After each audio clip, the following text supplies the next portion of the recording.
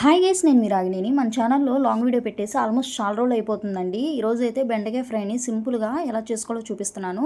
అంతకంటే ముందు మన ఛానల్ని కొత్తగా చూస్తున్నట్లయితే సబ్స్క్రైబ్ చేసుకోండి. ఈ వీడియో నచ్చితే లైక్ చేయండి, కామెంట్ చేయండి.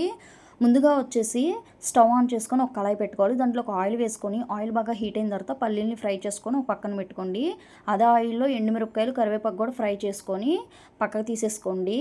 అయితే ఇంకొంచెం ఆయిల్ పోసుకొని దాంట్లోకి బెండకాయలు వేసుకోవాలి. బెండకాయలు కూడా మంచిగా ఫ్రై చేసుకోండి. దీంట్లో చేసిన మిస్టేక్ ఏంటంటే, మా ఆయనకి కట్ చేయమని ఇస్తే మా ఆయన ఏం చేశాడంటే, వీటిని ఎవరైనా కట్ చేసే ముందు కడుగుతారు, మా ఆయన కట్ చేసాక కడిగాడు. కాబట్టి ఇదంతా జిగురు జిగురు అయిపోయింది. ఆల్మోస్ట్ నేను చాలా ప్రయత్నించాను ఇది జిగురు పోవడానికి, అయినా అవ్వలేదు.